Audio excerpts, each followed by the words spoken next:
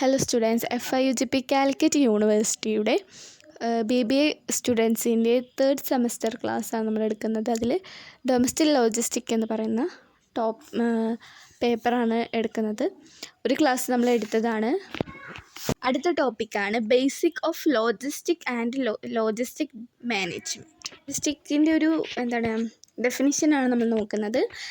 According to Canadian Association of Logistic Management.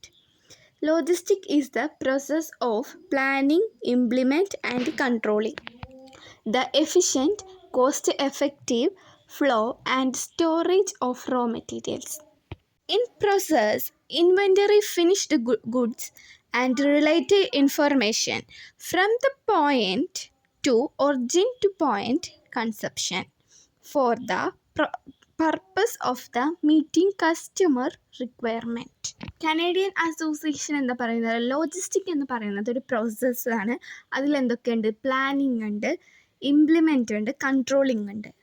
എന്തിൻ്റെയൊക്കെയാണ്? Flow of സ്റ്റോറേജും raw മെറ്റീരിയൽസിൻ്റെ സ്റ്റോറേജും flow, ഈ കാര്യങ്ങളൊക്കെ നിയന്ത്രിക്കുക, പ്ലാൻ ചെയ്യുക, അങ്ങനത്തെ കാര്യങ്ങളൊക്കെയാണ് ഇതിൽ വരുന്നത്. അതിൽ ഇൻ പ്രോസസ്സ് എന്തൊക്കെയാണ്? Inventory, finished goods, relative information. ഒരു ലോജിസ്റ്റിക് എന്ന് പറയുന്നത് എന്താണ്? ഒരു പർപ്പസ് എന്ന് പറയുന്നത് എന്ത് മീറ്റ് ചെയ്യാണ്? കസ്റ്റമേഴ്സിൻ്റെ ആവശ്യങ്ങൾ എന്ത് ചെയ്യാണ്? മീറ്റ് ചെയ്യാണ്, സാധിച്ചു കൊടുക്കുകയാണ്. ഓക്കെ, ഇനി നോക്കുന്നത് ഫീച്ചേഴ്സ് ഓഫ് ലോജിസ്റ്റിക് ആണ്. എന്തൊക്കെയാണ്? കസ്റ്റമർ ഓറിയൻറ്റഡ് ആണ്. അതുപോലെ തന്നെ എന്താ? Efficient flow goods and service. അടുത്തത് information flow management, inventory management, transportation management, warehouse and storage, packing and handling ചെയ്യണം. അതുപോലെ തന്നെ supply chain integration, time cost efficiency, use of technology, revise logistic, ഇങ്ങനത്തെ കാര്യങ്ങളൊക്കെയാണ് ഫീച്ചേഴ്സ് ഓഫ് ലോജിസ്റ്റിക്കിൽ വരുന്നത്. അപ്പോൾ importance of logistic ആണെന്ന് നോക്കുന്നത്. അതിൽ ഒന്നാമത്തെ എന്താണ്? കസ്റ്റമേഴ്സിന് സാറ്റിസ്ഫാക്ഷൻ ചെയ്യണം. അതുപോലെ തന്നെ കോസ്റ്റ് റിഡക്ഷൻ, ചിലവൊക്കെ കുറക്കുക. അതുപോലെ തന്നെ എന്താ? Efficient use of resource.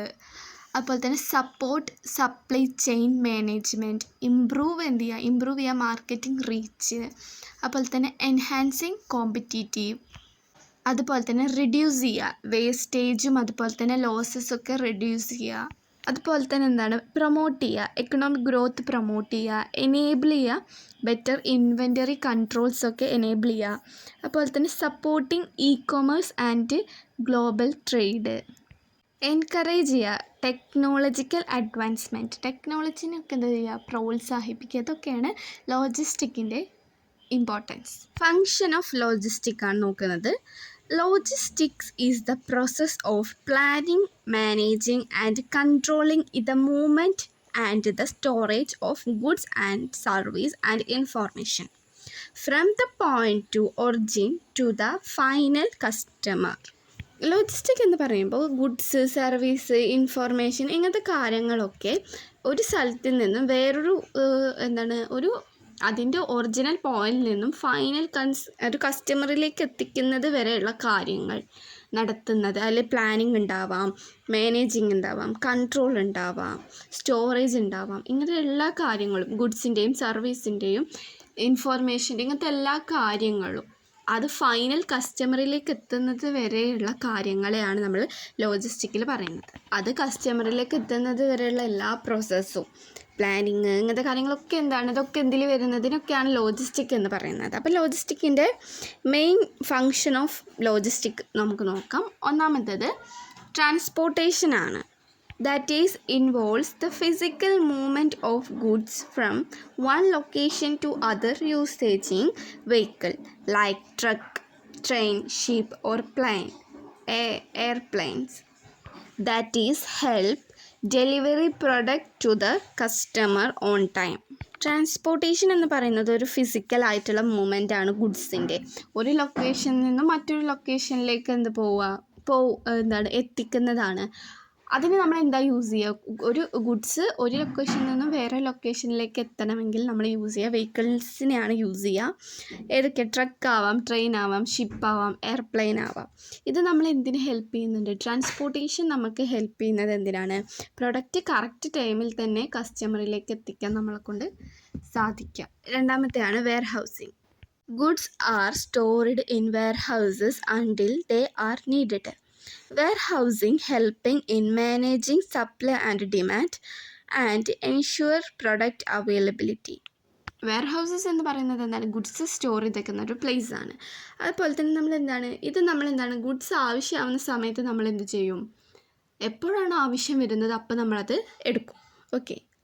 അതുപോലെ തന്നെ വെയർഹൗസസ് ഹെൽപ്പ് ചെയ്യുന്നത് എന്തിനാണ്? ഹൗസിൻ്റെ ഹെൽപ്പ് എന്ന് പറയുമ്പോൾ പ്രൊഡക്റ്റിൻ്റെ ഡിമാൻഡ് വർദ്ധിക്കുന്ന സമയത്ത് നമുക്ക് എന്ത് ചെയ്യാൻ പറ്റും?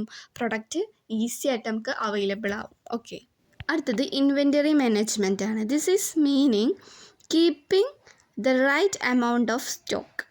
അപ്പോൾ ഇൻവെൻ്ററി എന്ന് പറയുന്നത്, ഇൻവെൻ്ററിയുടെ മീനിങ് എന്ന് പറയുന്നത് എന്താണ്? Keeping right amount of stock എന്ന് പറയുമ്പോൾ നമുക്ക് ആവശ്യമുള്ള അത്രമാത്രം സ്റ്റോക്ക് നമ്മൾ സൂക്ഷിച്ച് വെക്കുക. എന്താ അവോയ്ഡ് ചെയ്യുക? കുറേ അധികം സ്റ്റോക്ക് എടുത്ത് വെച്ചിട്ട് ഒരു കാര്യമില്ലാതെ വേണ്ട. നമുക്ക് എത്രയാണ് നമുക്ക് ആവശ്യം അത് മാത്രം നമ്മൾ കീപ്പ് ചെയ്ത് വെക്കാം. അടുത്തതാണ് ഓർഡർ പ്രോസസ്സിങ്.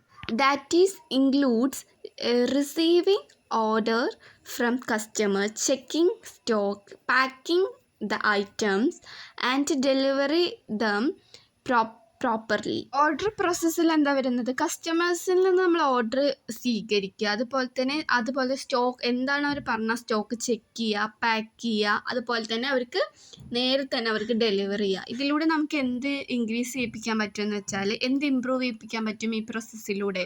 കസ്റ്റമേഴ്സിൻ്റെ സാറ്റിസ്ഫാക്ഷൻസ് ഇമ്പ്രൂവ് ചെയ്യാൻ പറ്റും. അടുത്തതാണ് packing. Product R packed safely to avoiding damage during transportation. Good packing also help in handling and storing goods easily. ഒരു പ്രൊഡക്റ്റ് പാക്കിങ്ങിലൂടെ ആയിരിക്കും ഏറ്റവും അത് സുരക്ഷിതമായിട്ടുണ്ടായിരിക്കുക. കാരണം നമുക്ക് അതിലൂടെ ഡാമേജ് ഒക്കെ നമുക്ക് അവോയ്ഡ് ചെയ്യാൻ പറ്റും. നല്ലൊരു പാക്കിങ് എന്തായിരിക്കും? നമുക്ക് നല്ല രീതിയിൽ ഗുഡ്സ് ഹാൻഡിൽ ചെയ്യാനും അതുപോലെ തന്നെ സ്റ്റോർ ചെയ്ത് വെക്കാനും ഹെൽപ്പ് ചെയ്യും നല്ലൊരു പാക്കിങ്. അടുത്തതാണ് material handling. These including the movement of goods within warehouses using equipment like forklift or conveyor belts, that is help in smooth storaging and dispatch of goods നമ്മൾ വെയർഹൗസസിലേക്ക് എത്തിക്കാൻ ഉപയോഗിക്കുന്ന ഉപകരണങ്ങളാണ്, എക്യുപ്മെൻറ്റ്സിനെയാണ് പറയുന്നത്. ആ രണ്ടൊരു എക്യുപ്മെൻറ്റ്സ് തന്നിട്ടുണ്ട് ഇവിടെ, ലിഫ്റ്റും അതുപോലെ തന്നെ കൺവീനിയർ ബെൽറ്റ്സും ആണ്. ഇതെന്താണ്? ഇത് യൂസ് ചെയ്തിട്ടാണ് നമ്മൾ ഗുഡ്സ് നമ്മൾ വെയർഹൗസിലേക്ക് എത്തിക്കാൻ ഉപയോഗിക്കുന്ന ഉപകരണങ്ങളാണിവ. ഇതെന്ത് ഹെൽപ്പ് ചെയ്യുന്നുണ്ട്? നമുക്ക് സ്മൂത്തായിട്ട് നമുക്ക് സ്റ്റോർ ചെയ്ത് വെക്കാനും ഗുഡ്സ് സ്മൂത്തായിട്ട് നമുക്ക് വെയർഹൗസിലേക്ക് എത്തിക്കാനൊക്കെ ഈ ഉപകരണങ്ങൾ നമ്മളെ സഹായിക്കുന്നുണ്ട്. അടുത്തതാണ് information flow. Logistic also involves sharing information like ordering, tracking, delivery status and inventory updates. ലോജിസ്റ്റിക്കിൽ എന്താ പറയുന്നത്? ലോജിസ്റ്റിക് എന്താണ്?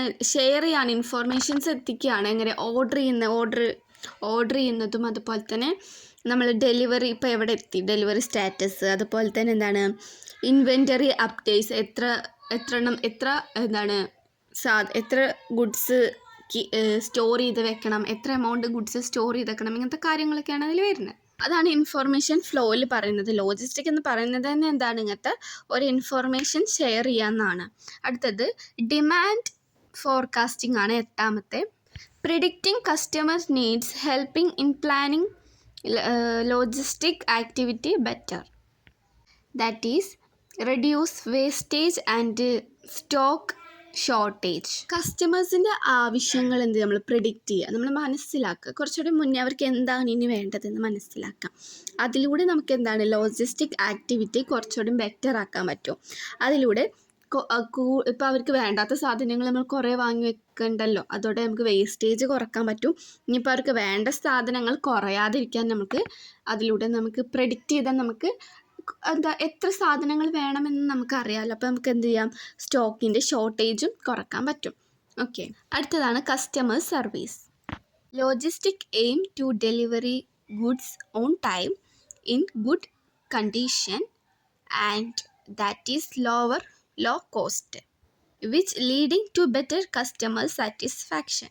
ലോജിസ്റ്റിക്കിൻ്റെ എയിം എന്ന് പറയുന്നത് കറക്റ്റ് ടൈമിൽ ഗുഡ്സ് ഡെലിവറി ചെയ്യുക, അതും ഗുഡ് ആയിട്ടുള്ള കണ്ടീഷനിൽ തന്നെ ഡെലിവറി ചെയ്യുക. അതുപോലെ തന്നെ അതുപോലെ ലോ കോസ്റ്റിൽ തന്നെ അവർക്ക് ലോ കോസ്റ്റിൽ എത്തിക്കുക, ചിലവ് കുറക്കുക. ഇങ്ങനത്തെ എല്ലാ കാര്യങ്ങളൊക്കെയാണ് ലോജിസ്റ്റിക്കിൻ്റെ എയിം എന്ന് പറയുന്നത്. ഇതിലൂടെ ഉണ്ടാവുക, ഇങ്ങനെയൊക്കെ കറക്റ്റ് ടൈമിൽ നമ്മൾ ഡെലിവറി ചെയ്യുക, കറക്റ്റ് നല്ല കണ്ടീഷനിൽ തന്നെ ഗുഡ്സ് എത്തിക്കുക. ഇങ്ങനെയൊക്കെ ചെയ്താൽ നമ്മൾ കസ്റ്റമേഴ്സ് സാറ്റിസ്ഫാക്ഷനായിട്ട് അവർക്ക് ഒരു ബെറ്റർ ആയിട്ടുള്ള സാറ്റിസ്ഫാക്ഷൻ ഉണ്ടാക്കാൻ നമുക്ക് പറ്റും കസ്റ്റമറിൽ. 10ാമത്തെയാണ് റിവേഴ്സ് ലോജിസ്റ്റിക് ആണ്. That is detail with the return of goods from customer to the seller due to the reasons like damage, defect or wrong product. It includes pickup, replacement or refunding. Reverse ലോജിസ്റ്റിക്കിൽ പറയുന്നത് ഇതിൽ പറയുന്നത് goods return ചെയ്യാണ്. Customer എന്ത് ചെയ്യാണ്, goods return ചെയ്യുക, സെല്ലർക്ക് തന്നെ കൊടുക്കുകയാണ്. കാരണം റീസൺ എന്തായിരിക്കാം, പ്രൊഡക്റ്റ് ഡാമേജ് ആയിട്ടുണ്ടാവാം, നമ്മൾ പറഞ്ഞ പ്രൊഡക്റ്റ് ആയാലും വേണമെങ്കിൽ നമുക്കിവിടെ എത്തിയിട്ടുണ്ടാവാം. ഇങ്ങനത്തെ കാരണം കൊണ്ടൊക്കെ കസ്റ്റമർ റിട്ടേൺ ചെയ്യും പ്രൊഡക്റ്റ്സ്. ഇങ്ങനെ റിട്ടേൺ ചെയ്തിട്ടുള്ള പ്രൊഡക്റ്റ് ഒന്നെങ്കിൽ സെല്ലർ വന്ന് അത് കൊണ്ടുപോകും, അല്ലെങ്കിൽ ആ പ്രൊഡക്റ്റിന് പകരം അവർ പറഞ്ഞ പ്രൊഡക്റ്റ് റീപ്ലേസ്മെൻറ്റ് ചെയ്യും, അല്ലെങ്കിൽ അവർക്ക് റീഫണ്ട് ചെയ്യും. കാരണം അവർ കൊടുത്ത ഫണ്ട് കസ്റ്റമർ കൊടുത്ത ഫണ്ട് സെല്ലർ കസ്റ്റമറിനെ തിരിച്ചു കൊടുക്കും. അതാണ് റീഫണ്ടിങ് എന്ന് പറയുന്നത്. അപ്പോൾ നമുക്ക് ഫങ്ഷൻ ഓഫ് ലോജിസ്റ്റിക് കഴിഞ്ഞു. ലോജിസ്റ്റിക്കിൻ്റെ പ്രവർത്തനങ്ങൾ ഇതൊക്കെയാണ്. അടുത്ത് നമ്മൾ നോക്കുന്നത് ടൈപ്പ് ഓഫ് ലോജിസ്റ്റിക്സ് ഉണ്ട്. ഓക്കെ, അപ്പോൾ ടൈപ്പ് ഓഫ് ലോജിസ്റ്റിക് ഉണ്ട്. അത് 1ാമത്തെ ലോജിസ്റ്റിക്കാണ്. നമുക്ക് നോക്കാം. ഇവിടെ പിന്നെയും പറയുന്നത് ലോജിസ്റ്റിക് ഇസ് എ പ്രോസസ്സാണ്. പ്ലാനിങ്, മാനേജിങ്, അങ്ങനത്തെ കാര്യം തന്നെയാണ് ഇവിടെ വീണ്ടും പറയുന്നത്. ഓക്കെ, അപ്പോൾ നമുക്കിനി ടൈപ്പ് ഓഫ് ലോജിസ്റ്റിക് നോക്കാം. 1ാമത്തേതാണ് സപ്ലൈ ലോജിസ്റ്റിക് ആണ്.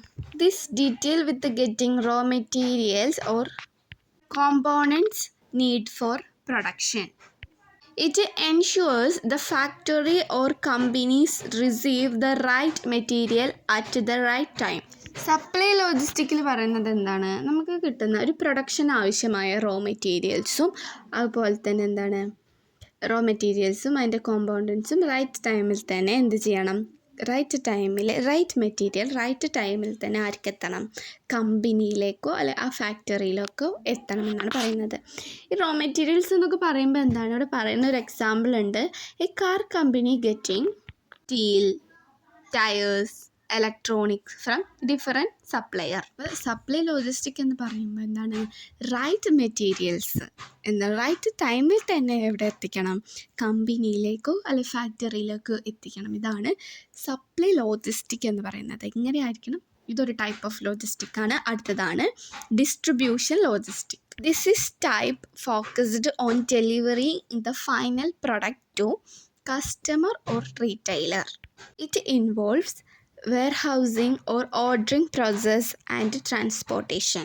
ഡിസ്ട്രിബ്യൂഷൻ ലോജിസ്റ്റിക്കിൽ പറയുന്നത് ഇവിടെ ഫോക്കസ് ചെയ്യുന്നത് ഡെലിവറി ചെയ്യാണ്. ഇത് ഫൈനൽ ഗുഡ്സ് ഒന്നെങ്കിൽ കസ്റ്റമറിലേക്കോ അല്ലെങ്കിൽ റീറ്റെയിലറിലേക്കോ ഫൈനൽ ഗുഡ്സ് എത്തിക്കുക.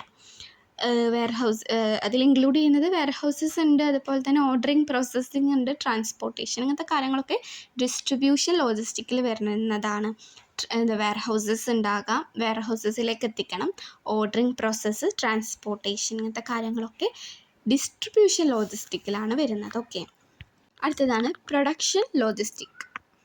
That managing the movement of raw material within the factory during production. Raw മെറ്റീരിയൽസിൻ്റെ മൂവ്മെൻറ്റിനെയാണ് ഇവിടെ പറയുന്നത്. ഫാക്ടറിയിലേക്ക് പ്രൊഡക്ഷനായിട്ടുള്ള റോ മെറ്റീരിയൽസ് എത്തിക്കുക, ഇതാണ് ഇതിൽ വരുന്നത്. ഓക്കെ, 4ാമത്തെ ഇൻബൗണ്ട് ലോജിസ്റ്റിക് ആണ്. Inbound logistics refers to the transportation, storage, and receiving of goods coming into a business. Inbound logistic refers ചെയ്യുന്നത് ബിസിനസ്സിലേക്ക് വരുന്ന കാര്യങ്ങളാണ്. ബിസിനസ്സിനുള്ളിലുള്ള ട്രാൻസ്പോർട്ടേഷൻസ്, സ്റ്റോറേജിങ്, റിസീവിങ് ഗുഡ്സ്, ഇങ്ങനത്തെ കാര്യങ്ങളൊക്കെ ബിസിനസ്സിനുള്ളിലുള്ള കാര്യങ്ങളാണ് ഇൻബൗണ്ടിങ് ലോജിസ്റ്റിക് എന്ന് പറയുന്നത്. അടുത്തത് ഔട്ട് ബൗണ്ടിങ് ലോജിസ്റ്റിക് ആണ്. This is cover the activity involve in sending goods from a business to that is customer. It includes packing, shipping and delivery. Outboard ലോജിസ്റ്റിക്കിൽ എന്താ പറയുന്നത് വെച്ചാൽ ഇതിൽ ഇൻക്ലൂഡഡ് ആവുന്ന ആക്ടിവിറ്റീസ് എന്ന് പറയുന്നത് സെൻഡിങ് ഗുഡ്സ് ഫ്രം സെൻഡ് ചെയ്യുക ഗുഡ്സ് കമ്പനി ആർക്ക് കൊടുക്കുകയാണ്, കസ്റ്റമറിലേക്ക് എത്തിക്കുക, ഇങ്ങനത്തെ കാര്യങ്ങളൊക്കെയാണ്. കസ്റ്റമറിലേക്ക് എത്തിക്കുന്ന കാര്യങ്ങളാണ് ഇതിൽ വരുന്നത്. പാക്കിങ്, ഷിപ്പിംഗ്, ഡെലിവറി, ഇങ്ങനത്തെ കാര്യങ്ങൾ.